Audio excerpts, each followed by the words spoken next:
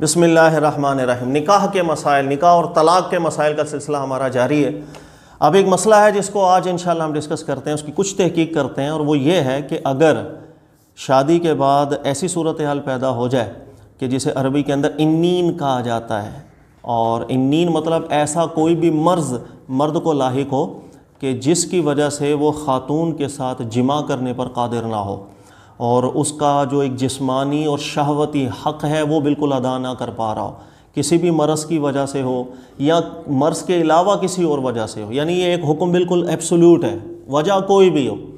اگر کوئی بھی شخص ہے، کوئی شوہر ہے کہ جو جماع پر قادر نہ ہو، تو ایسے شخص کے لیے کیا حکم ہے، کیا احکامات ہیں، اس نکاح کے بعد اس خاتون کا کیا حکم ہے، وہ اس نکاح کو برقرار رکھ سکتی ہے یا مطالبہ کر سکتی ہے طلاق کا، جدائی کا، خلا کا یا فسخ نکاح کا، تو یہ میں آپ کو سمجھا دیتا ہوں۔ دیکھیے کیسے عربی میں انین کہا جاتا ہے، اردو میں ہم کہتے ہیں نامردگی کہتے ہیں، مردانہ پن کی کمزوری کہتے ہیں، مختلف الفاظ ہیں اس کے۔ اچھا، اس میں شرعی حکم دیکھیے گا یہ ہے کہ یہ جو مسئلہ ہے انین کا، اگر ہم روایات کو اسٹڈی کریں تو روایات کے اندر اللہ کے نبی علیہ الصلوۃ والسلام کی مبارک اعلیٰ بارگاہ کے اندر ایسا کوئی کیس آیا ہو، پرٹیکولرلی انین کا کوئی مسئلہ آیا ہو، ایسی کوئی روایت ہمیں ملتی نہیں ہے۔ لیکن یہ ضرور ہمیں روایت کے اندر ضرور ملتا ہے کہ عمر فاروق رضی اللہ تعالیٰ عنہ کے دور خلافت کے اندر عمر فاروق کے پاس یہ ضرور کیس آیا تھا کہ شادی ہو گئی تھی، اور شادی کے بعد پتہ چلا تھا کہ شوہر جو ہے وہ ایسے مرض میں مبتلا ہے جسے ہم انین کہتے ہیں، کہ وہ عورت سے جماع پر بالکل قادر نہیں تھا۔ تو ایسی صورت میں اس خاتون نے مقدمہ دائر کیا عمر فاروق کے پاس کہ بھائی یہ اس طریقے سے شہوت کے حقوق میرے ادا کرنے پر قادر نہیں ہے اور طلاق بھی نہیں دے رہا، تو مجھے جدائی چاہیے۔ تو عمر فاروق رضی اللہ تعالیٰ نے پھر ایک فیصلہ کیا تھا کہ 1 سال کی پہلے مہلت دی تھی شوہر کو کہ وہ اپنا اگر علاج کرانا چاہتا ہے کرا لے، کسی مرض کی وجہ سے ہے تو وہ مرض دور ہو جائے۔ اور جس وقت سال پورا گزر گیا اور اس کے بعد بھی وہ شوہر، وہ جو شخص تھا، وہ قادر نہ ہوا جماع پر، تو عمر فاروق نے اس نکاح کو فسخ کر دیا تھا۔ یہ ایک روایت ہمیں ضرور ملتی ہے، لیکن اس روایت کے پیچھے ہم دیکھیں تو قرآنی استدلال بھی موجود ہے، اور قرآنی استدلال اس انداز میں موجود ہے کہ یاد رکھے گا نکاح کے کچھ مقاصد ہیں جو اللہ رب العزت نے ذکر کیے ہیں قرآن پاک میں، حدیث میں ذکر ہوئے ہیں، اور سب سے جو بڑا مقصد ہے نکاح کا، اور وہ انسان کی پاک دامنی کے حوالے سے ہے، اس کی عفت کے حوالے سے ہے، اسی طریقے سے اور اس کا سلسلہ نسب آگے بڑھے، جو اولاد کا حصول ہے، یہ جو مقاصد ہیں یہ سب سے اعلیٰ درجے کے مقاصد ہیں نکاح کے۔ یہی وجہ ہے قرآن پاک کو اگر ہم پڑھیں تو اللہ تعالیٰ نے قرآن میں ذکر کیا وَالْمُحْصَنَاتُ مِنَ النِّسَاءِ، یعنی شادی شدہ خواتین کو اللہ نے محصنات کے لفظ سے تعبیر کیا ہے، پاک دامنی سے تعبیر کیا ہے۔ تو یہ پاک دامنی کے لیے جب نکاح ہوگا اور جو شہوت ہے اس کی جو قضا ہے وہ حلال طریقے سے پوری ہوتی ہے، تو انسان کے اندر ایک پاکیزگی اور پاک دامنی کا عنصر آتا ہے، پھر وہ اس شہوت کی قضا کے لیے حرام ذرائع کی طرف رغبت نہیں کرتا یا کم ہو جاتی ہے اس کی رغبت۔ لہذا ذہن میں رکھیے گا کہ نکاح کا جو ایک بہت بڑا مقصد ہے وہ پاکیزگی اور پاک دامنی کا حصول ہے، مرد کے لیے بھی عورت کے لیے بھی، تو یہ ایک بہت بڑا مقصد ہے۔ اسی طرح جو دوسرا بڑا مقصد ہے اور وہ اولاد کا حصول ہے، اور ایک وارث ہونے کا، وارث کے حصول کا یہ ایک بڑا مقصد ہے۔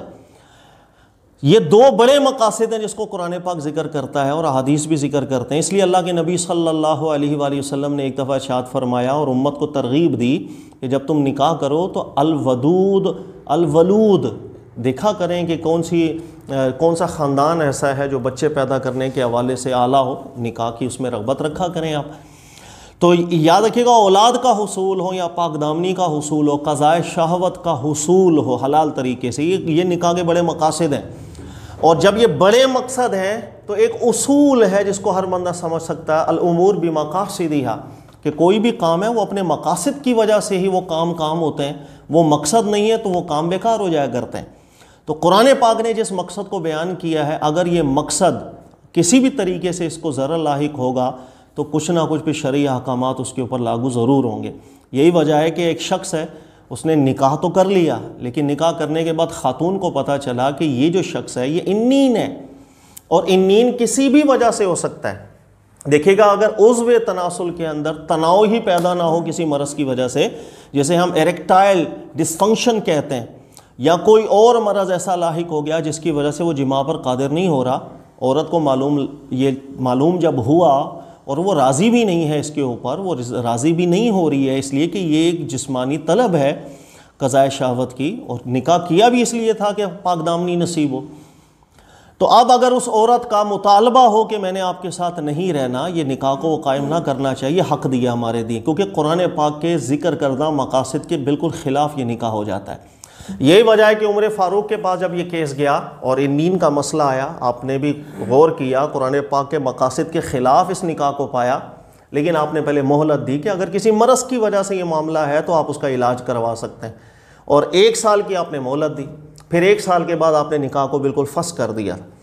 اچھا، اس کے بعد یہ جو ڈیٹیل میں نے آپ کو بیان کر دی، اس کے بعد ہمارے علماء مجتہدین آئے، امام ابو حنیفہ، شافعی، مالک، حنبل، اوزاعی، سفیان ثوری، بڑے بڑے علماء آئے،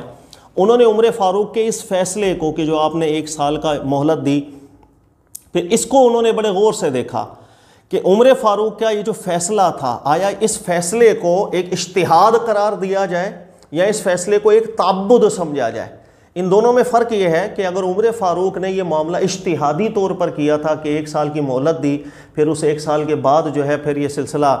فسخ کی طرف جائے گا اگر وہ جماع پر قادر نہیں ہوتا، اگر تو یہ ایک اجتہادی مسئلہ تھا تو اس کا نتیجہ یہ ہوگا کہ بعد کے دوروں میں آنے والے لوگ اپنے اجتہاد کے اندر بھی ایسے کیسز کے اندر کچھ بھی مناسب فیصلہ کر سکتے ہیں، چاہے وہ 1 سال کی مہلت سے کم کا ہو، چاہے مہلت دی ہی نہ جائے اگر سچویشن ایسی ہو۔ لیکن اگر اس فیصلے کو ایک تعبد سمجھا جائے، تعبد کا مطلب یہ ہے کہ کہیں نہ کہیں اس فیصلے کے اندر ایسا محسوس ہوتا ہو کہ کوئی نہ کوئی رہنمائی ہے پیچھے قرآن کی یا سنت کی،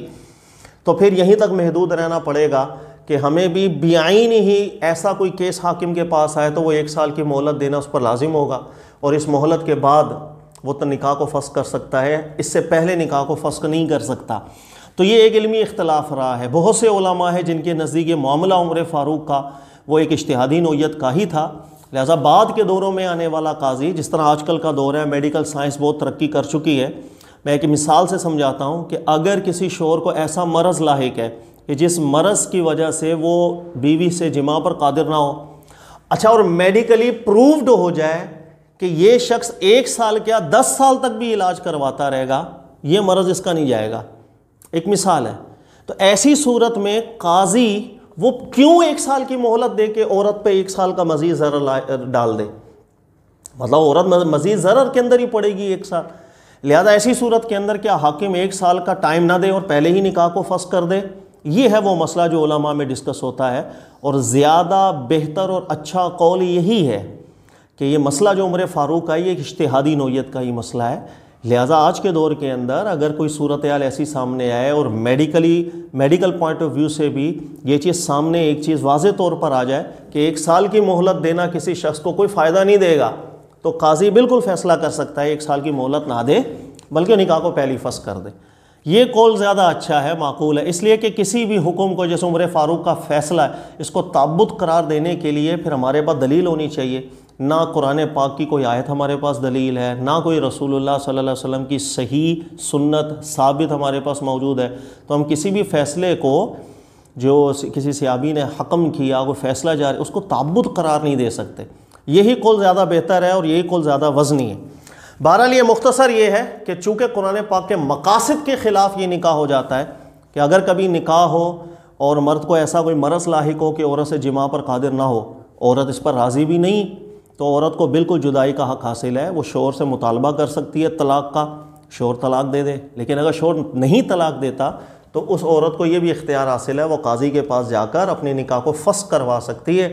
اور ایسی جگہ نکاح کرے جہاں اس کے لیے بھی احسان کا سبب ہو، وہ نکاح اس کے لیے بھی احسان کا سبب ہو، اس کی بھی پاک دامنی کا سبب ہو، اس کے لیے بھی پاک دامنی کا سبب ہو۔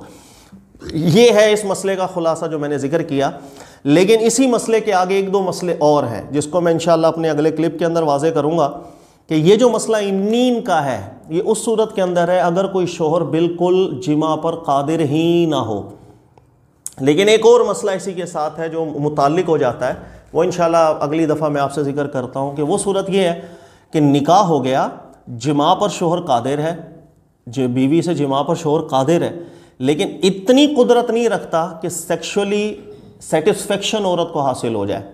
اس کو سیکشولی سیٹسفیکشن نہیں ملتی عورت کو، ایسی صورت کے اندر عورت کیا کرے؟ کیا اس عورت کو بھی کوئی حق حاصل ہے اپنے نکاح کو فسخ کروانے کا یا نہیں؟ یہ ایک الگ ٹاپک ہے، اس کو انشاءاللہ نیکسٹ ٹائم ہم ڈسکس کریں گے۔ ابھی جو مسئلہ ذکر کیا وہ انین کا ہے، اور جس کو بالکل جماع پر قدرت حاصل نہ ہو۔ اللہ تعالیٰ سمجھنے کی توفیق دے۔ جزاک اللہ خیر۔